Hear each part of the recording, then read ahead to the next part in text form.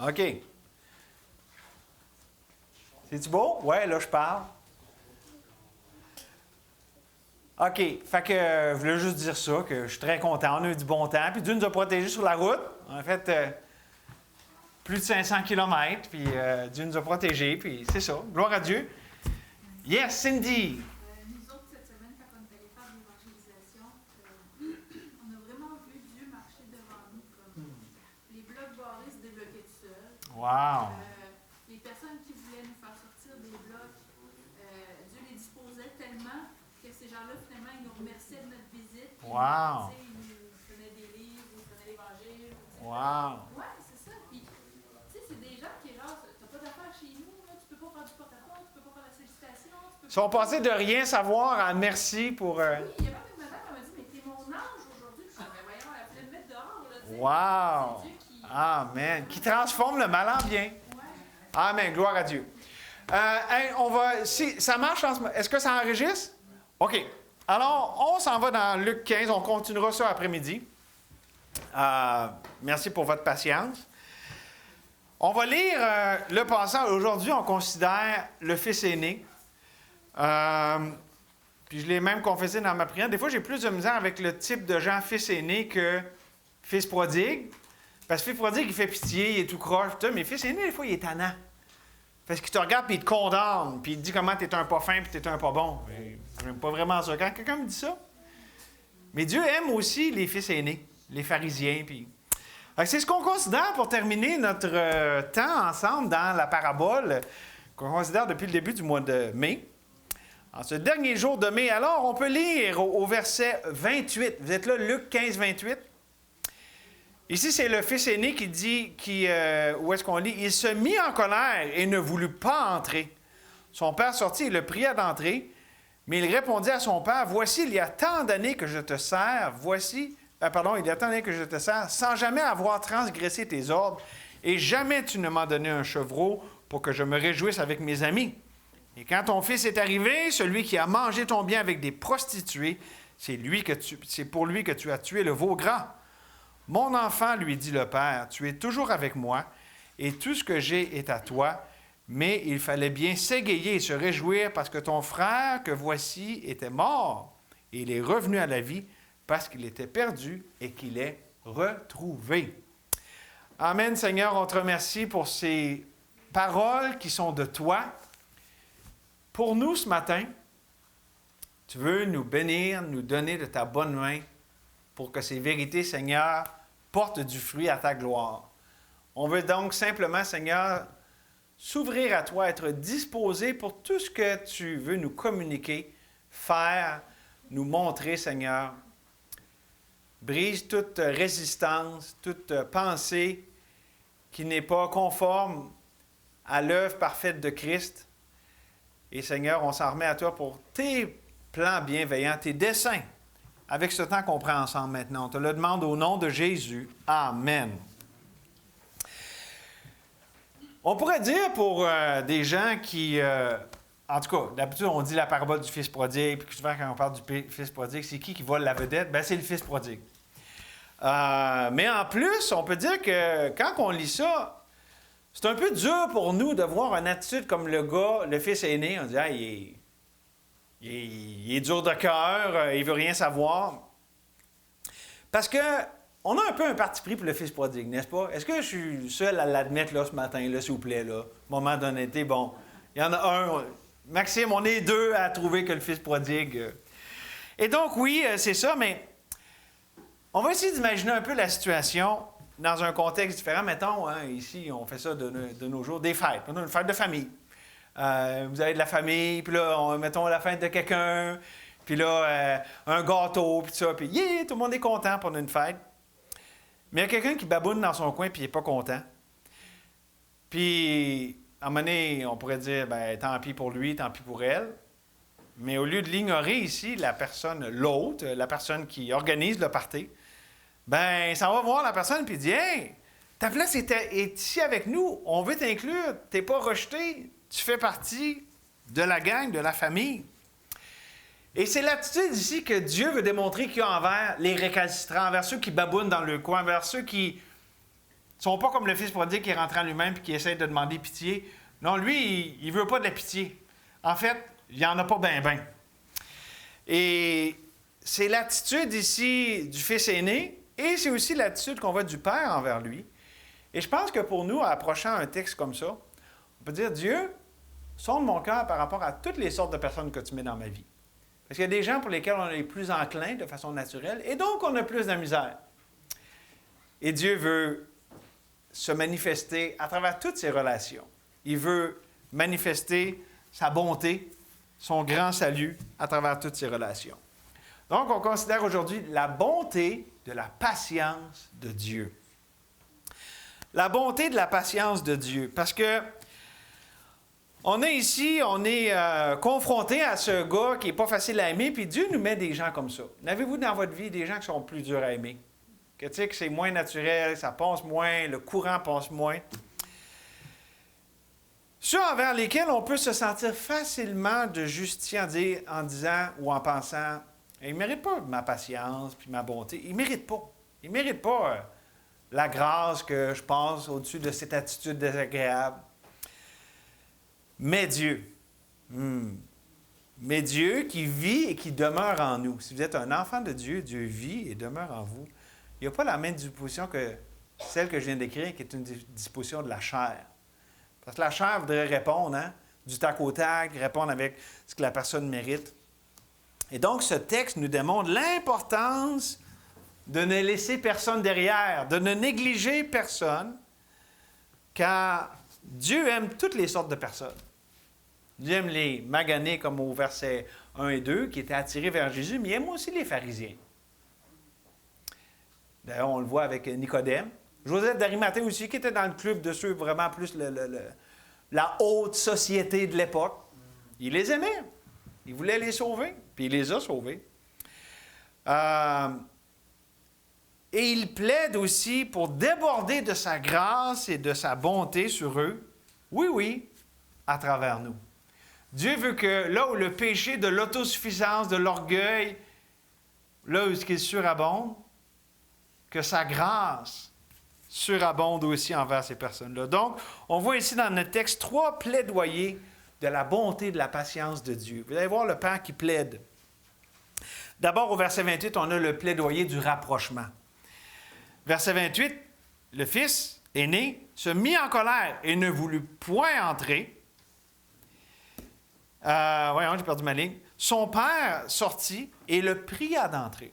On a un contraste ici, entre la colère du fils qui ne veut rien savoir, il ne veut même pas rentrer, puis le père qui plaide. C'est le plaidoyer du rapprochement. Non, on ne veut pas te laisser dehors. Viens, joins-toi à nous. Ici, ça nous dit dans la version Louis II, et le priant, on pourrait dire aussi le supplier. En anglais, on dit entreat. L'idée, c'est qu'il insiste d'une manière douce, mais ferme, à ce qu'il se repente. Il l'appelle à la repentance. C'est ce qu'il fait. Reste pas dans cette attitude de dureté de rester dehors. Repens-toi, joins-toi à nous, joins-toi à la réjouissance.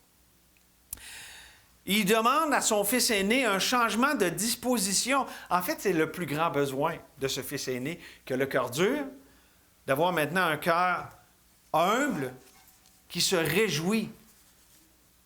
Le problème de la famine spirituelle du fils aîné, ce n'était pas la même que le fils prodigue qui, lui, était dans une famine physique. Lui, il avait une famine dans son cœur, il n'avait pas de joie.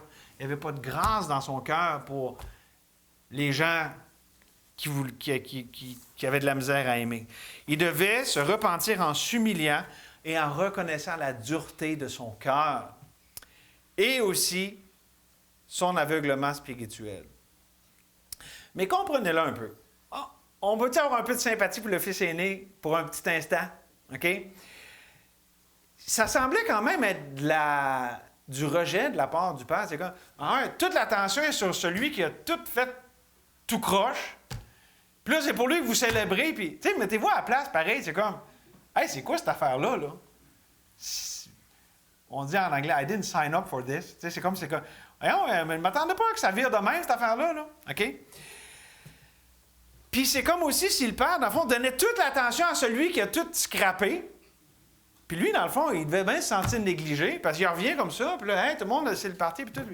Ouais, puis moi, là, tu sais, j'étais là dans le champ, justement, en train de travailler, puis comprenez-vous, on peut comprendre un peu j'essaie de me mettre à la place du fils aîné. Il y avait une certaine rationalité à ce qu'il y avait là, à son attitude. Puis, ce que j'aimerais qu'on voit, c'est qu'en fait, de la même manière que Dieu a envoyé une famine pour ramener le plus jeune, bien là, Dieu permettait ça, ce sens un peu d'injustice, de négligence, pour ramener le plus vieux. Pour qu'il voie son besoin, qu'il voie la dureté de son corps, qu'il voie son état spirituel. Prenons l'exemple de quelqu'un, et ça peut arriver que vous ayez comme ça en ce moment, quelqu'un dans votre vie comme ça, ou qui a passé à travers votre vie, peut-être qu'il est plus éloigné maintenant, mais bon. Il y a des gens, savez-vous, qui sont très régimentés, des gens avec un fort sens de la justice, puis ça marche de même, OK? On va dire aussi légalistes, OK? Et avec lesquels on peut avoir beaucoup de difficultés à interagir. Pourquoi? Parce qu'ils voient... Wow, ça, c'est la colère de Dieu qui s'exprime. Hey, ça commet... Seigneur, s'il vous plaît, garde l'électricité. OK, revenez avec moi, tout le monde, revenez avec moi. Quelqu'un avec qui on a de la misère à interagir, pourquoi? Parce que il voit tous les problèmes des autres, il ou elle voit tous les problèmes des autres, mais est complètement aveugle par rapport à ses problèmes. Puis même au mal que cette personne-là fait, que son attitude envers les autres fait. C'est blessant d'être avec du monde de même. C'est pas du monde facile à dealer avec. C'est des gens intransigeants puis blessants. Vous savez de quoi je parle? Puis ces gens-là ne voient même pas le mal qu'ils font, tout l'effet néfaste qu'ils ont sur leur entourage. Autrement dit, on se rebute à la dureté de leur cœur, à leur insensibilité, à la chair. Et notre chair, et l'ennemi aussi qui s'en mêle, bien, veut susciter une réponse similaire. Ah, ben toi, tu mérites vraiment rien, là, puis, OK, on a le goût de répondre, de rendre l'appareil. Mais Dieu, encore une fois, a une voix différente, celle de l'Esprit, de la réponse par l'Esprit, de l'Esprit de vie. Le fruit du juste est un arbre de vie, et celui qui gagne les âmes est sage. Et ça ressemble à quoi, ça? C'est un genre de réponse-là, comme dans Proverbe 11-30 que je viens de vous lire, bien, comme l'attitude du Père ici face au Fils aîné. On a une belle démonstration de ça ici, le Père. Comprenez que c'est pas comme si on se plaçait dans une position de désespoir. Là. Oh, au secours, reviens. Puis là, tu sais, comme si, face à quelqu'un qui est méchant comme ça, parce que je pense pas que c'est la position du Père. Il n'est pas désespéré, il faut absolument que tu viennes. Non, non, c'est plutôt la position d'espérer la repentance, d'espérer le meilleur, de voir que la personne est dans un mauvais état spirituel, mais d'avoir l'espoir que Dieu peut virer les choses de bord. D'avoir de l'amour pour quelqu'un qui est comme ça. Une espérance en Dieu. De supplier cette personne-là de quitter la dureté de son cœur et d'embrasser l'humilité et la foi. Et je dirais que pour ce plaidoyer comme ça du rapprochement, puis ce n'est pas le rapprochement de nous, c'est d'abord le rapprochement de Dieu qu'on désire. Mais le deuxième plaidoyer est crucial. Pourquoi? Parce que c'est l'attitude qui va faciliter à arriver à ce point-là. C'est le plaidoyer de la douceur. Regardez, encore là, un contraste. Verset 29 à 31 nous trace un contraste ici entre le fils aîné et le père. Donc ici, le fils aîné, verset 29, il répondit à son père, « Voici, il y a tant d'années que je te sers, sans avoir jamais transgressé tes ordres, et jamais tu ne m'as donné un chevreau pour que je me réjouisse avec mes amis. Et quand ton fils, il ne dit pas mon frère, il dit ton fils, est arrivé, celui qui a mangé ton bien avec des prostituées, c'est pour lui que tu as tué le veau gras. C'est lui que tu as honoré, autrement dit. » Écoutez la réponse du père. « Mon enfant, lui dit le père, tu es toujours avec moi et tout ce que j'ai est à toi. » Je vois là-dedans ce qui nous est dit dans 2 Thessaloniciens, chapitre 3, verset 5, que le Seigneur dirige vos cœurs vers l'amour de Dieu et vers la patience de Christ. La vieille Louis II dit vers l'attente patiente de Christ. Le Père est patient comme ça. Il attend la repentance de son Fils. avec douceur. La réponse de Dieu ici, du Père, en appelle à une réponse similaire. Il est doux envers son Fils. Le Fils aîné est dur, est rude, est méchant. Le Père répond par la douceur. Wow! Ça, c'est une réponse spirituelle. Dans le fond, il exerce la patience face à la dureté du cœur de son Fils. Et ça en appelle à l'humilité. Lorsqu'on répond à la dureté par la dureté, ça amène plus de dureté puis de la colère. Mais lorsqu'on répond par la douceur, ça l'amène à s'humilier puis voir, ouais, c'est quoi mon attitude? Je suis donc bien dur de cœur. Il y a de la patience aussi face à l'indifférence. Oui, le fils prodigue s'est repenti et tout, puis il dit, ton fils, puis il ne veut même pas l'appeler son frère. Il est indifférent à la restauration, au retour à la vie de son frère. Et cette attitude du Père en appelle à la foi, la confiance dans la grâce de Dieu. Et j'aimerais maintenant regarder un peu ces choses-là, ces versets-là qu'on vient de lire, puis les vérités qu'elles amènent. À la lumière des dommages que l'indifférence spirituelle peut causer. Puis regardons nos propres vies, OK? Par exemple, on est entouré de gens perdus, n'est-ce pas? Demain matin, beaucoup vont aller au travail. Ils vont être face à des gens qui ne connaissez pas le Seigneur. Puis savez-vous quoi? Des fois, ils sont dérangeants. Des fois, ils peuvent être frustrants. Et des fois, ils sont même choquants. C'est pas facile. Mais quel est leur état spirituel? On peut être avec des fois des chrétiens ou des gens qui c'est pas clair qu'ils sont chrétiens ou non, qui professent Christ, mais c'est pas si clair que ça. Mais qui sont méchants, qui ont une attitude repoussante, puis qui ne sont pas repentants, qui n'admettent pas leur tort. Encore là, quel est leur état spirituel? OK, encore plus proche. Il y a des gens, ça peut être dans le mariage, dans la famille, dans une église comme ici. Des gens qui, clairement, c'est des enfants de Dieu, sont chrétiens, chrétiennes, mais qui nous blessent tout le temps pareil. Vous savez quoi? Encore souvent avec les mêmes genres de patterns et les mêmes genres de tendances. C'est vrai, ça, hein? Des tendances on parlait tantôt de légalisme, d'autosuffisance, d'égocentrisme, de méchanceté. Quel est l'état spirituel? J'amène juste des situations différentes pour amener ce point. Dans chacun des cas, c'est toutes des personnes dans des situations différentes. Des perdus, on n'est pas trop sûr, des enfants de Dieu. Mais le même problème fondamental est là, c'est un état spirituel d'indifférence et d'aveuglement. Et c'est avec ça qu'on a de la misère. C'était ça ici qui arrivait. OK, parce que quelqu'un qui arrive, qui est tout scrap, qui voit son besoin, au secours, puis là, hey, ça c'est le fun, c'est un peu comme un cadeau. Hey, Jésus, c'est la réponse, puis tu en as besoin. Mais quelqu'un arrive, puis qui est autosuffisant, puis qui a un cœur dur par rapport à Dieu, puis aux autres, puis qui ne voit pas son besoin, c'est dur de dealer avec quelqu'un de même. C'est pour ça que c'est important qu'on s'arrête aujourd'hui et qu'on considère, parce que ça fait très partie aussi de nos vies, là.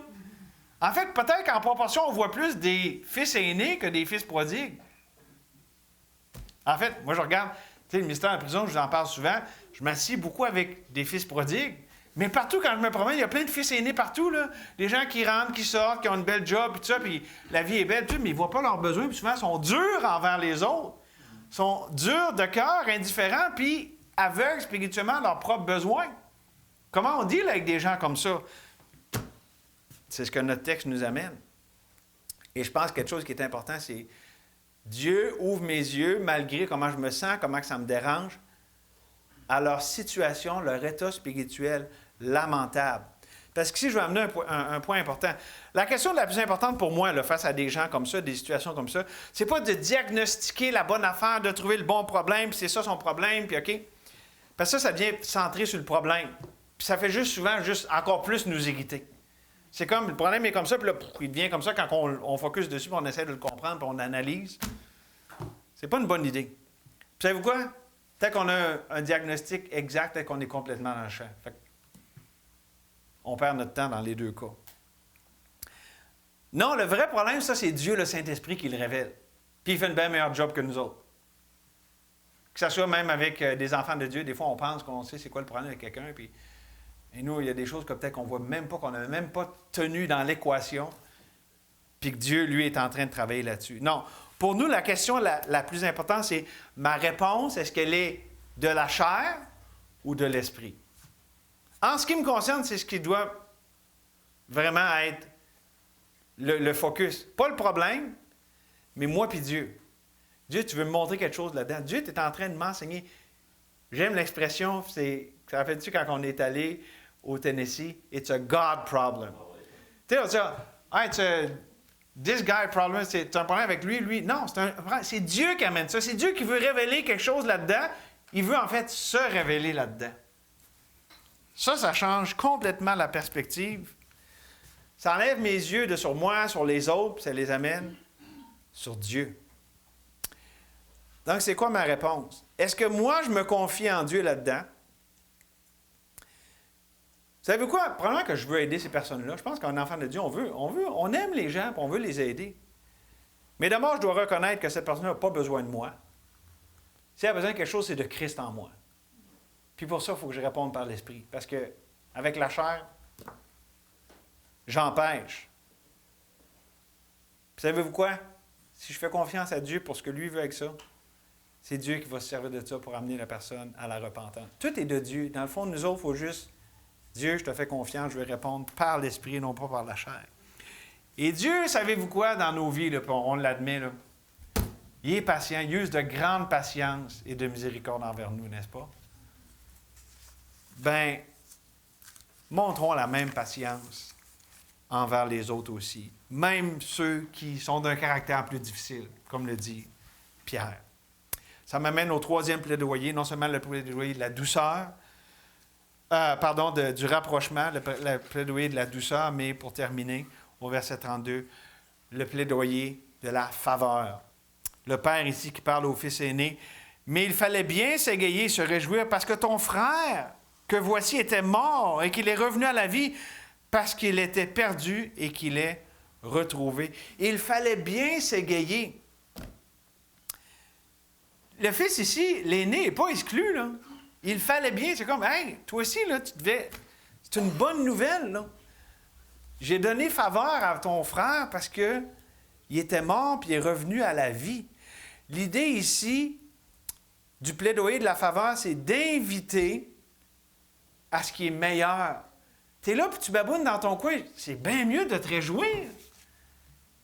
Regarde, là, c'est très favorable, c'est très beau ce qui arrive, là, réjouis-toi donc.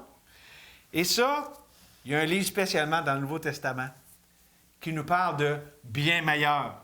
C'est quoi le livre du bien meilleur dans le Nouveau Testament? Yes, Hébreu. Ça parle de l'Ancien, puis là, ça compare avec le Nouveau. C'est bien meilleur. L'Ancienne Alliance, la Nouvelle Alliance, bien meilleur. Puis c'est vrai en tout point.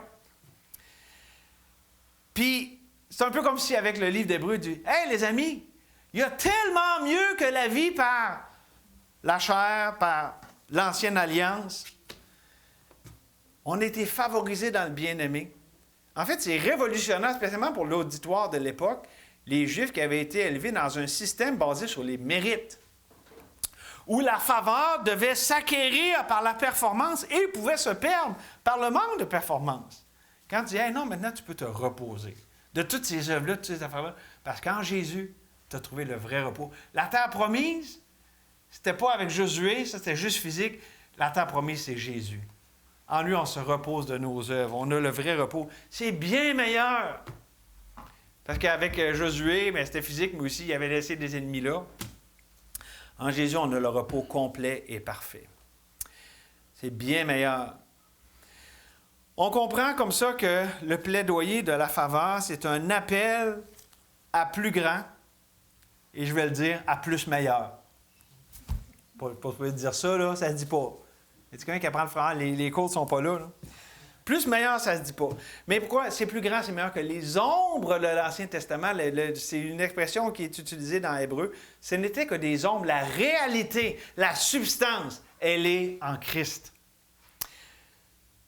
Pourquoi? Parce que l'ancienne alliance ne pouvait pas dealer avec le problème d'être en Adam, d'être dans la mort. Ça prenait le dernier Adam, le deuxième homme, celui qui allait terminer la malédiction qui était en Adam. Et c'est un appel à une relation personnelle, surnaturelle. C'est ça, la nouvelle alliance. C'est ça qu'on a en Jésus. Et encore mieux, une relation fructueuse qui porte du fruit, le fruit de l'Esprit, et qui déborde, dont les fleuves d'eau vive débordent. Dieu nous appelle à être des chrétiens débordants. C'est pas forçant d'être débordant. Quand on déborde, je veux dire, c'est pas moi qui... Quand je suis connecté à la source d'eau vive, je peux déborder. Et c'est pas plus compliqué que ça. Et c'est ça l'héritage qu'on a en tant qu'enfant de Dieu. La nouvelle alliance. Mais savez-vous qu'est-ce que Dieu fait? Dieu met ses plus beaux trésors dans des vases très communs. Savez-vous ça? Là, c'est vrai pour les personnes, comme par exemple, dans 2 Corinthiens au chapitre 4, verset 7, nous portons ce trésor de l'Évangile de la gloire de Dieu dans des vases de terre. Ça, c'est nous, les vases de terre. Afin que cette grande puissance soit attribuée à Dieu et non pas à nous. C'est vrai des personnes, c'est aussi vrai pour les circonstances. Des fois, en tant que chrétien, on peut essayer de chercher la gloire de Dieu dans des grands moments époustouflants, puis des « wow », où est-ce que là, tu sais, le feu tombe du ciel, puis, tu sais, un peu comme avec Élie, là. Mais savez-vous quoi? La majorité de nos vies, là, c'est très ordinaire. Je parlais de demain, là. Demain, c'est lundi, là. Puis là, il va y avoir du ordinaire dans notre vie de lundi. Peut-être qu'il va y avoir du extraordinaire, on ne sait pas. Peut-être que Dieu va faire de quoi que... Mais là, ce que je veux vous amener, c'est le trésor de la grâce de Dieu, de la faveur de Dieu, de vivre de sa grâce et d'en déborder. C'est dans l'ordinaire du quotidien que ça se passe. On n'a pas besoin d'attendre un gros show là, où est-ce que là, tout le monde est rassemblé. Non, non. Dans une rencontre fortuite, dans une circonstance tout ordinaire, Dieu veut nous rencontrer là, puis que là, on déborde, que là, il soit notre joie, puis que lorsqu'il nous met quelqu'un de bien ordinaire, une situation bien ordinaire, que Christ soit là, qu'il se manifeste. C'est comme ça que Dieu marche, la majorité du temps, parce que c'est comme ça que notre vie est aussi la majorité du temps. Et le trésor de la grâce de Dieu, de la vie abondante, se retrouve comme ça, dans les moments qu'on pourrait dire les plus insignifiants ou ordinaires. Mais c'est comme ça que Dieu met de l'avant le fait qu'il est extraordinaire. La toile de fond ne fait que mettre de l'avant le trésor de Dieu. Et ça, c'est notre héritage. L'héritage d'un enfant de Dieu, c'est un héritage qui ne peut se corrompre ni se flétrir. Et pour nous, les enfants de Dieu, l'idée, c'est pas « Ah, Dieu, je veux ton héritage, je vais essayer de l'avoir. » Non, c'est se l'approprier. On l'a déjà. On a tout pleinement en lui. On est héritier, co-héritier de Christ. D'où l'importance tellement, c'est simplement l'action de grâce. C'est sorti ce matin dans la prière avec notre sœur. Dieu, on est tellement bénis. Est-ce qu'on en est reconnaissant? Est-ce qu'on a les yeux ouverts là-dessus? Est-ce qu'on vit à la lumière de toute cette grâce que tu nous as faite, dans laquelle nous sommes en Jésus? Bonne matière à réflexion. Parce que le fils prodigue, OK, il s'en est rendu compte, mais le problème du fils aîné, c'est qu'il prenait pour acquis. Il ne s'en rendait pas compte. Et je pense qu'en tant qu'enfant de Dieu qui vient à l'Église, on peut plus tomber dans l'attitude du fils aîné, prendre pour acquis, puis être ababoudé dans notre coin, au lieu d'être simplement reconnaissant envers Dieu pour sa grande patience et sa grâce. Oui, même envers nous. Et j'aime le fait ici qu'on voit Dieu plaidoyer. On voit Dieu qui plaide.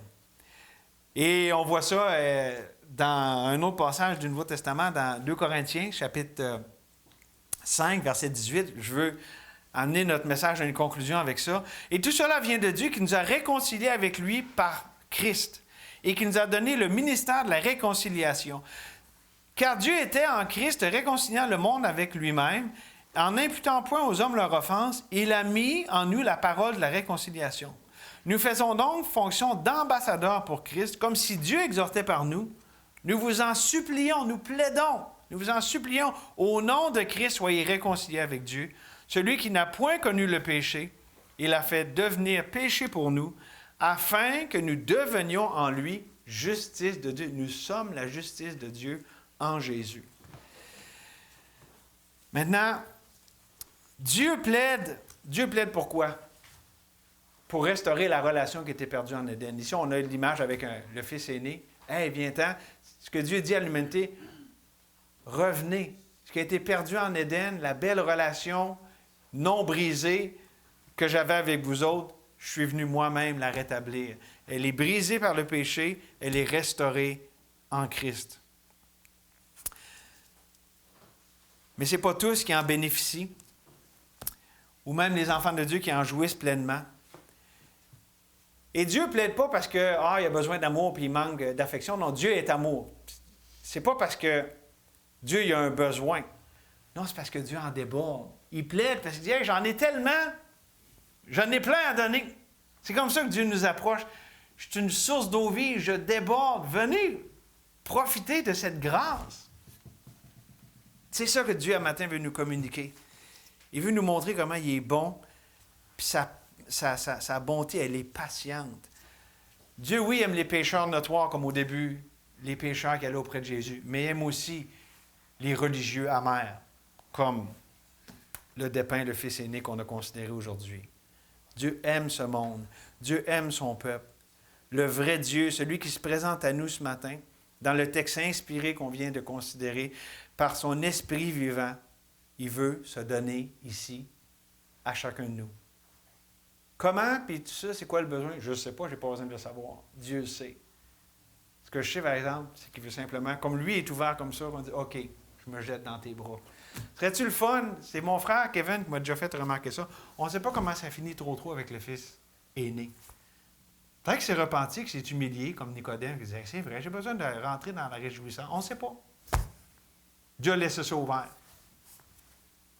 Mais une chose qu'on sait, c'est que l'invitation était toujours bonne. Et donc, quelle est ma réponse ce matin? Par rapport à mon cœur, est-ce qu'il est dur ou il est humble, indifférent, en confiance avec Dieu? Je ne sais pas, mais Dieu, dans sa patience, a comme but de nous amener à la repentance. Ne reconnais-tu pas que la bonté de Dieu te pousse à la repentance? Que Dieu fasse porter du fruit à sa parole. Merci, Seigneur, que c'est ta parole qu'on a considérée. Ce n'est pas la parole des hommes ou des fables habilement conçues, mais c'est le Dieu vivant qui s'est révélé à nous. Et c'est spécial parce qu'on a une image que le Seigneur Jésus a utilisée pour donner un portrait de qui tu es. C'est pour ça que c'est tellement précieux à mon cœur. C'est comme si ça nous ouvre une fenêtre pour voir le Dieu de gloire que tu es sur le Père. Et la vérité, il y en a ici que, de façon terrestre, avec leur Père, c'est pas jojo. Il y a des blessures, il y a des remords, il y a des mauvais souvenirs, des blessures du cœur. Je te prie que ce que tu révèles sur ce que tu es, Seigneur, amène la guérison, la restauration. Que toi, le vrai bon Père, parfait, duquel il ne vient rien de mal, toute grâce excellente, tout don parfait vient du Père des Lumières chez lequel il n'y a ni changement, ni ombre de variation. Qu'on accepte toute cette bonté que tu nous révèles sur toi-même. Puis Seigneur, renverse toutes ces fausses perceptions qu'on peut avoir, qui viennent, oui, de notre vécu sur terre, de ce qu'on a expérimenté, mais qu'on accepte aujourd'hui les choses telles qu'elles sont, telles que tu les révèles. On s'en remet à toi, Seigneur. Fais ton œuvre de délivrance, de salut, d'espérance, de bonté, et oui, de réjouissance. On te le demande au nom de Jésus. Amen.